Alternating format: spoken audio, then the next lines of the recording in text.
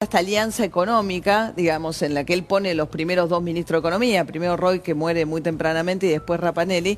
En ese contexto, Menem le manda a Galimberti. Galimberti estaba todavía prófugo de la justicia. Menem sabía que Bon quería recuperar algo de la plata del secuestro, y entonces el Tata Joffre, que era el titular de la CIDE, lo llama a Bon y le dice, te quiere conocer Galimberti. Y primero dice, ¿para qué? Dice, bueno, te quiere pedir perdón, pero además quiere hablar de cómo recuperar algo de la plata. Entonces ahí Bon le dice, bueno, entonces venga. Y se encuentran en el Hotel Lancaster, ahí el famoso encuentro donde Galimberti se disculpa, y además cuando Bon paga los 60 millones de dólares, el día que Firmenich le anuncia que va a ser liberado, él se había quejado porque le habían sacado el Rolex, y el Rolex no se lo habían devuelto a los montoneros. Le dice, yo pagué 60 millones de dólares, pero el Rolex no estaba en el acuerdo, dame mi Rolex. Que son ladrones comunes. Y entonces Galimberti, cuando se acerca a Bon, le regala un Rolex. Sí. Dice, ¿qué? Por el que me sacaron. Bueno, entonces de esa manera Galimberti se pone a trabajar para conseguir los testimonios judiciales que necesitaba Bon para recuperar algo de la plata. Entonces se vuelven socios, te diría, de alguna manera, en ese emprendimiento en el cual Galimberti... ¿Y consiguieron recuperar plata? Sí, Galimberti tenía dos objetivos, uno la plata y el otro su indulto, porque en ese momento él estaba prófugo.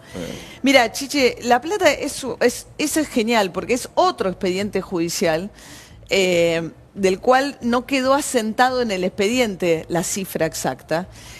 Ellos lo que hacen es interferir en la indemnización que Alfonsín le había dado a los Graiber Papaleo. Como los montoneros toman parte de la plata, la mandan a Cuba, y el último pago, por las dificultades que tenían para cobrar en Argentina, se hace en Suiza. En Suiza agarra David Graiber la plata.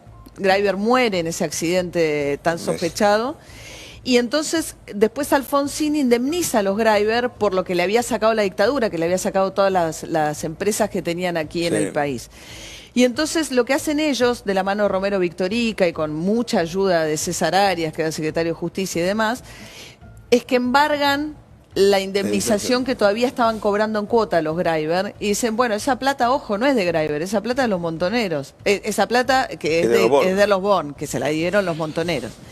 Y entonces hacen un acuerdo privado de partes, Graiber Papaleo con los Bon, que no queda asentado en el expediente cuánto es. Se sabe que fueron, el propio Bon dice, me parece que la cifra... Es una historia apasionante. Que la cifra fue 16 millones de dólares, Chiche. Que recuperaron, 16 millones de dólares del valor posterior, digamos. Porque lo que pasa es que ellos a Graiber le dieron 16. Entonces ellos recuperan el pedazo que le habían dado, digamos, de lo que Montonero le había dado a Graiber. Lo de Cuba se pierde todo. A Graiber solo le podían reclamar... La parte que no correspondía a él. La parte que le habían dado a Graiber. Entonces ellos recuperan 16, pero Bon dice que él le tuvo que pagar a mucha gente, Menem incluido, y que también le tuvo que dar una comisión, que eso él quiso darle una comisión a... Born dice que le dio plata a Menem. No, él dice que a él le llegan 6 millones... No, al margen de la campaña. De esta plata, que le llegan una bolsa de dinero en efectivo sin ningún papel que le traiga Galimberti, él dice que en el medio mucha otra gente fue quedándose con plata. Y que de la plata que él agarra, él le da una parte a Galimberti en agradecimiento porque, bueno, le había permitido recuperar algo de esa plata. Digamos, igual Born no necesitaba esa plata para no ser pobre, digamos. No, vos sabés que para mí ahí hay como que él que fue tan fuerte en el cautiverio, porque la historia más fascinante es que el padre no quería pagar. Entonces estaba este thriller psicológico de un hijo que... Jorge estuvo más secuestrado que su hermano. Jorge estuvo 9 meses, Juan 6, pues se quiebra psicológicamente, y entonces los montoneros lo sueltan. Pero el secuestro fue muy extenso porque el padre no quería pagar. El padre tarda 5 meses en iniciar la negociación. Ahí hablaban de cuánto tarda una negociación. El padre empezó a negociar de verdad solo al cabo de 5 meses, en el medio de un colapso psíquico de Juan. Y entonces, bueno, termina pagando ese dinero por la fortaleza que muestra Jorge Bon durante el cautiverio. Pero después de alguna manera se arruina su carrera, Chiche. Vos sabés que la obsesión de esto, si bien él sale entero y sale muy fuerte, él siente que defraudó a su padre de alguna manera al haberle hecho pagar, tiene como una culpa. Qué raro. Y además como vos bien decís, 6 millones para él no es suficiente para enchastrarse. Para cualquiera de nosotros quizás. Y menos asociarse con su secuestrador, digamos. Sí, pero me parece que eso fue, vos sabés que Roberto Perdida me dijo algo interesante que era otro... Galimberti había sido el jefe de la columna norte del momento del secuestro. Y la que los tuvo secuestrados fue la columna norte, pues los secuestran ahí cerquita a la Quinta de Olivos.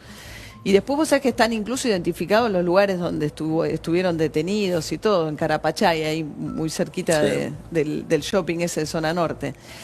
Y él sale, y si bien Perdida me dice, él sale entero, pero es una apariencia, él ya había hecho lo que no tenía que hacer, que era negociar con nosotros adentro. Y eso lo transforma, incluso socialmente, su círculo social, imagínate. E hizo vacío. Claro, para su Había estado con el enemigo, digamos. Y después encima se asocia con Galimberti. Y él cuenta en el libro, ponele que no, que Galimberti a su casa... Y la empresa de Susana Jiménez, digamos, la del Corcho Rodríguez y Susana Jiménez. Bueno, pero el día que le va a ofrecer ese negocio, Galimberti, después que habían recuperado la plata del secuestro, viene esta secuela que es hagamos negocio con Susana, ¿no? Y les parecía que Susana no iba a agarrar un negocio con Galimberti y el Corcho Rodríguez, que necesitaban hacer un poco más presentable la sociedad. Sí. Y entonces lo van a buscar a Bon para decirle, bueno, si vamos de tu mano, Susana no nos va a creer. Y entonces él estaba en el campo y Galimberti le dice, vamos para allá. Y él dice, no, acá no, porque la mujer lo mataba. Cada vez que aparecía Galimberti, le dice, encontrémonos en una YPF. Entonces se juntan los tres. Dice que llegó en un auto de estos espectaculares, Galimberti, que habían pasado un antes. Personaje, yo lo conocí después, personaje de novela. Total. Bueno, el libro Galimberti, que está muy bien, ¿no? Muy bueno el libro. Y dice que pasan a comprarle un traje al Corcho de camino antes para que lo impresionara a Bon. Y que se sientan los tres y que le hablan de la historia del 0800. Dice, ¿y Susana quiere? Bueno, por eso te necesitamos a vos. Para que quiera. Para que quiera. Y ahí empieza la historia. De Hard Communication. Exacto, de Hard Communication. Investigado por y fraude. el padre Gracia, el que relata María O'Donnell, con la verdad, con una... Es apasionante, es una novela, digo, además es real, digo, todo es un relato. A mí me impresionó mucho. Creo que ya tengo la 3/4 parte. ¿Lo podemos ver el comienzo, por favor, aunque sea? El secuestro de los hermanos Bourne fue una de las operaciones militares más importantes de Montoneros. Para ese golpe fueron seleccionados guerrilleros de distintas unidades de combate, la mayoría pertenecientes a la columna norte. Eran 5 pelotones compuestos por 5 hombres cada uno, quienes sumados a los equipos de tareas accesorios conformaban un total de 40 guerrilleros. Uno de los equipos de Montoneros corta la avenida Libertador al 3300 en Olivos. Coloca un semáforo con 2 luces intermitentes y un guerrillero disfrazado con uniforme de policía parado en la esquina. Un auto tiene la misión de seguir a los Bourne durante su recorrida por la avenida Libertador. En un momento, ese auto toma la delantera y pasa frente al equipo montonero, apostado en la calle San Lorenzo. Esa era la señal de que el plan se cumplía correctamente. Entonces, los montoneros asignados colocan una valla y cortan el tránsito. El auto de los Bourne respeta la orden de desvío y dobla a la derecha. Era un Ford Falcon Deluxe celeste con doble faro, conducido por Juan Carlos Pérez. Trasero, los hermanos Bourne. Metros atrás venía el auto de la custodia, ocupado por 2 policías. En la calle El Flame, los montoneros habían colocado un cartel de peligro y abajo uno de gas del Estado. Además, había 2 hombres colgados de un poste que simulaban arreglar los cables del teléfono. Mientras el Falcon de los Bourne avanza por la calle El Flame, una camioneta Chevrolet color natural lo espera estacionada sobre la calle Acasuso, casi en la esquina. Una lona verde cubre la caja de la camioneta y lleva unos carteles a ambos costados con la leyenda "Al servicio de Entel". Rodolfo Galimberti, Chacho Pietragalla y el Gordo Lizazo están agazapados allí esperando el momento de actuar. Cuando el Falcon asoma por la calle, la camioneta toma velocidad y se incrusta con violencia sobre el guardabarro delantero izquierdo del auto, tirándolo hacia la vereda. Los tres montoneros bajan de la camioneta de un salto. Pérez, el chofer de los Born, intenta hacer un movimiento.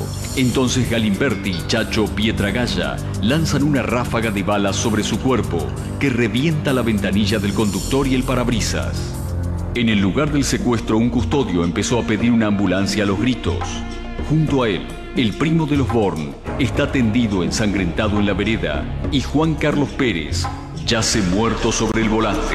Jorge y Juan Born pasaron 9 meses encerrados en el foso de una carpintería que era propiedad de un colaborador de Montoneros y que había sido abierta en marzo de 1974 con el objetivo de ir construyendo la cárcel del pueblo.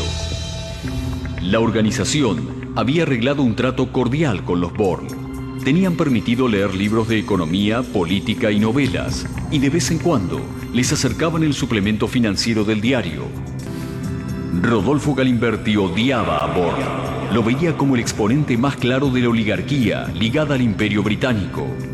Sin embargo, las contadas oportunidades en las que Galimberti tuvo que cumplir con su turno de guardia, vulneró las reglas que había impuesto la organización montonera. Jugó a las cartas con Born y le sirvió whisky para matar las horas de su propio aburrimiento. Juan Born decidió entorpecer los planes de sus carceleros. Se negaba a salir de su habitación, rechazaba las revistas y la comida y se pasaba el día acurrucado en la cama, en posición fetal.